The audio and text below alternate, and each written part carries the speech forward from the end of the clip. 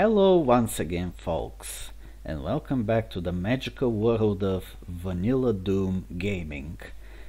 One of the special things about Vanilla Doom, especially nowadays when people have all these advanced source ports and whatnot, is that it allows you to experience all sorts of weird old bugs and glitches, many of which are forgotten nowadays, thanks to being fixed by source ports. Some of these bugs are pretty rare and obscure, while others were pretty common and are still easy to experience even nowadays if you play Vanilla Doom. Today I will be showing you 3 particular bugs which I have experienced quite a few times back in the day, in the 90s, and are still relatively easy to show. These are the Tutti-Frutti glitch, the Moiré bug, and the particularly nasty Medusa effect. Okay, now I'll give you a little bit of introductory information in those bugs. Just give me a sec. Okay, the Tutti-Frutti is a harmless visual glitch which generally occurs in all versions of Vanilla Doom. The simplified explanation is that it's caused when textures with a height which isn't a multiple of 128 units are tiled vertically. Basically, it's a case of improper usage of textures, and of course the Doom engine's imperfections are causing a mess because of it. It also happens when you try to use transparent textures improperly. What I mean by this is, you know, those textures that are like metal bars, which are usually used as barriers or for windows. Imagine trying to put them on a solid wall. In this case you get a massive Tutti-Frutti glitch, though this is something fixed in most modern source ports. Another thing is the Moiré error, which is pronounced like this because it's a French word. It occurs in older versions of the game, generally up to 1.2, and it happens in very tall rooms, I think taller than 560 units. And it usually happens when you get close to a wall. It looks like a weird distortion on your screen. You'll see it. It was eventually fixed and it's gone in the released 666 version. However, very tall rooms were still very risky because they could crash due to some kind of overflow error. So regardless of what version you're using, it's generally not a good idea to make very tall rooms. Now let's take a look at the Tutti-Frutti first. It's pretty simple and easy to demonstrate. And while these glitches are usually best experienced in custom WADs, since people making custom maps didn't have the kind of knowledge and experience that the original Doom designers had. However, some of these glitches can be found in Doom's original levels if you know where to look, because they are generally in pretty obscure locations. One such location is E2M2. Now, if you look carefully ahead, you can probably see a strange colored line at the upper end of this secret door here. Do you see? It's like a pink and green line. This is the Tutti-Frutti glitch, and some people even think that it was allowed here intentionally to make the secret door more visible. I don't know if this is the case, but it is a possibility. Now, a more visible case of a Tutti-Frutti glitch can be found in E2M7. Now, I'm sure you're familiar with this place. It's near the start of the map. You walk down here and this door closes behind you. Now, the interesting thing about this door is that it's actually a double door. Well, you can't see it on the map, but believe me, it's a double door. And if you walk slowly enough, you can prevent the second half of the door from closing. And then the exposed inner surface of the first door displays a massive Tutti-Frutti. Let me try it now. So walk slowly. Okay, I prevented the second door from closing, and now when I turn around, ooh, look at this! Some pretty funny colors. Now this is a much bigger Tutti-Frutti. You see again horizontal lines, but this time we also get this vertical pattern of sorts, which looks really weird and random. Here's a closer look. And in most modern source ports this is fixed and will not occur. I have tried it with Crispy Doom and with Cheesy Doom, and you won't see this happen in there. It's fixed. Okay, so I guess now we can take a look at the Moiré error. Okay, like I said, moire is a French word which means some kind of fabric with a ripple effect, and in a way the glitch that occurs in Doom is also kind of like a ripple effect, although it looks more like a mess of colors. But yeah, this is one way to describe it, and it's a glitch you can generally find in Doom's original maps. And that's why we're going to use a custom WAD, and a very special one too, because it was the very first custom WAD I ever played in my life. You could say I lost my custom WAD virginity with it. A bit of information about it. It's apocalypse.wad by Daniel Hornbaker. And by the way, I'm imagining how weird it would be if he accidentally stumbles upon my video and sees his name here. The full name of the custom episode, because it's a full episode 1 replacement with all 9 levels, the full name is The Apocalypse Project. It even has a story of some kind. Most of it is in the readme file, though there is a bit of visual storytelling as well. I mean, for a 1994 WAD, it's kinda decent. It was completed on July 11th, 1994, or at least that's the date on the original file. And it was made with some ancient Doom editor I've never seen. DEU. Well, for some of you it's probably a very familiar name, not for me. I've never been much of a map maker. Anyway,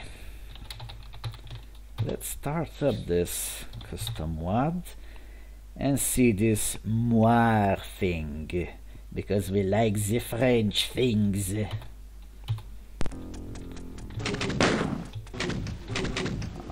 Where are you? Ah, that's it. So E1 M9 of this custom WAD is a bit notorious for being ridiculously huge. I mean, if I could ever meet this Hornbaker guy, I'll probably ask him, what were you thinking? So here we have this gigantic cavern, and if we get close to the wall, you can probably immediately see some distortion appearing here. It's white because the floor texture below me is white.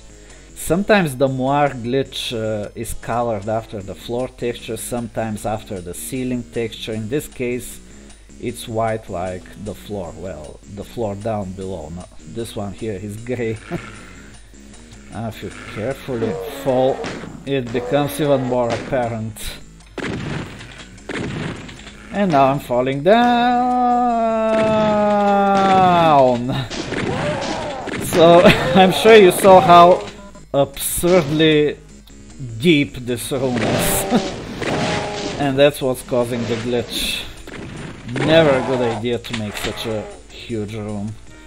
Now if we get here, we get another Moiré glitch. This time it's red. It's colored like the ceiling texture above me.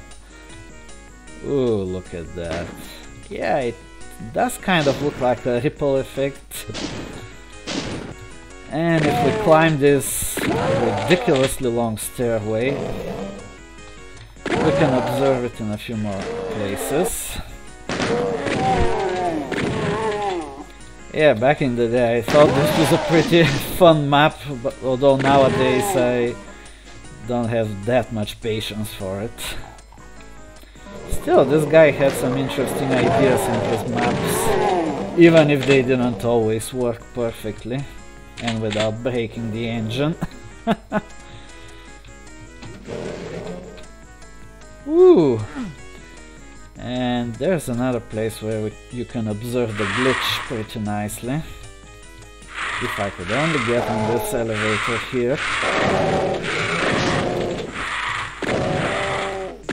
Go away. You're not welcome here. Up, did you see it? It's starting to glitch again. Come on.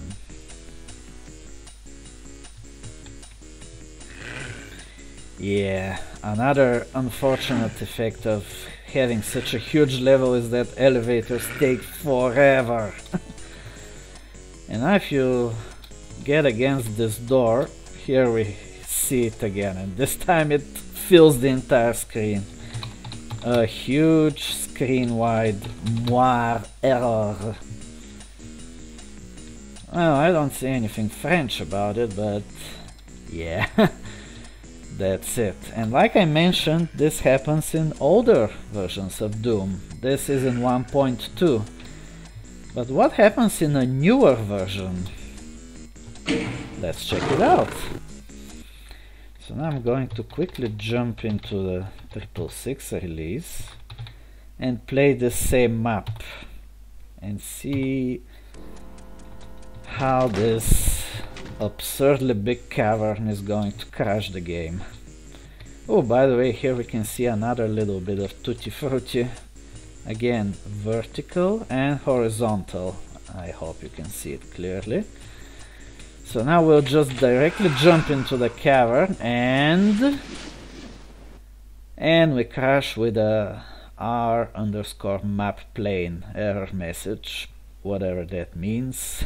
Someone with more experience with Doom modding can probably explain it. But yeah, instead of the Moiré glitch, we get crashes now in the update. But at least the glitch was fixed, which is some good news after all. And after this, we have only one last glitch to look at, and it's a particularly nasty one. The Medusa effect is named after a creature from ancient Greek mythology. The Medusa was a monstrous woman with snakes for hair, and she had this really nasty ability to turn people into stone when they looked into her face. And the Doom bug works in a very similar way too. You look at it and it turns you into stone. Here's a quick description of what causes it from a technical perspective.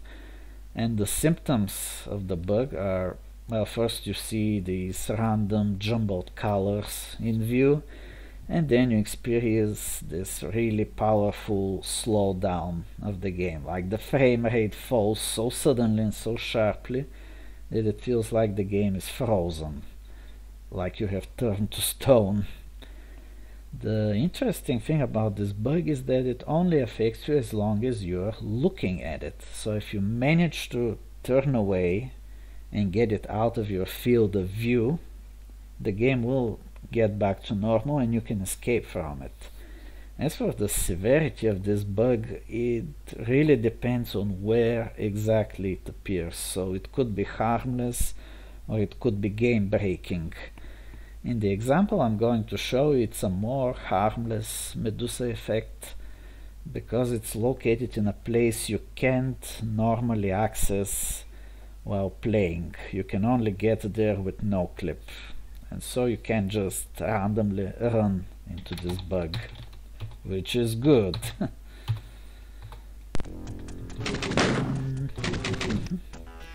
Now the bug is inside this prison cell of sorts, though it's not active yet because of the angle from which I'm looking at it.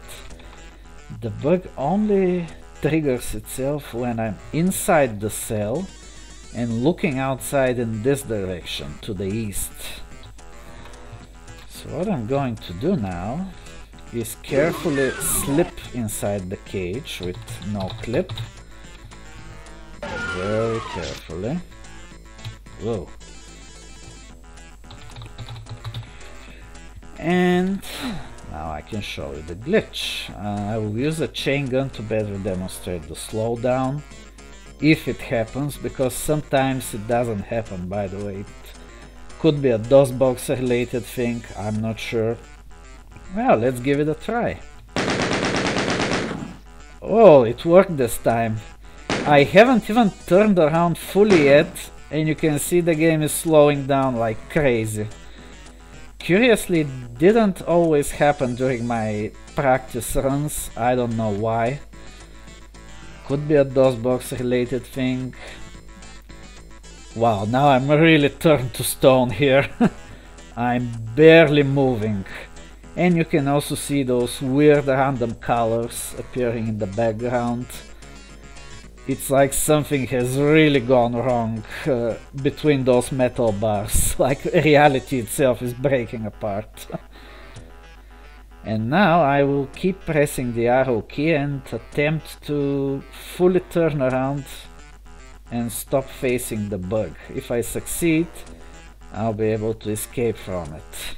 I don't know if I'll succeed though. Oh, this is really slow. I'm barely moving. Or maybe I should give up.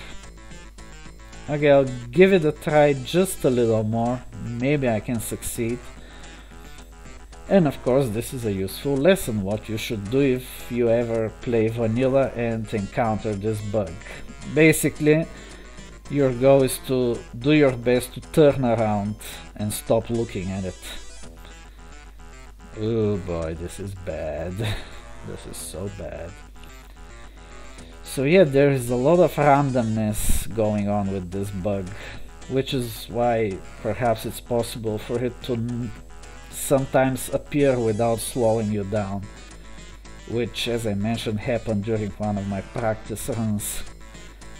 There was no slowdown at all. I was free to turn around and move around the cell as if nothing was going on, though the strange colors were still appearing like they do now. Okay, I'm still pressing the arrow key. Come on, Doomguy, you can do it. Move, please. This was a very unpleasant bug to run into back in the day. When playing on a real DOS computer, basically what I would do when this happened was to manually restart the computer altogether. Because I didn't know that I could run away from the glitch, and besides I didn't really have the patience to try and wait for it. Wow, it seems I'm moving. Very slowly, but moving. Okay, I'm making some progress. Come on, turn, turn. I just have to turn around enough to stop seeing this, and I'll be free. Enjoy the music in the meantime.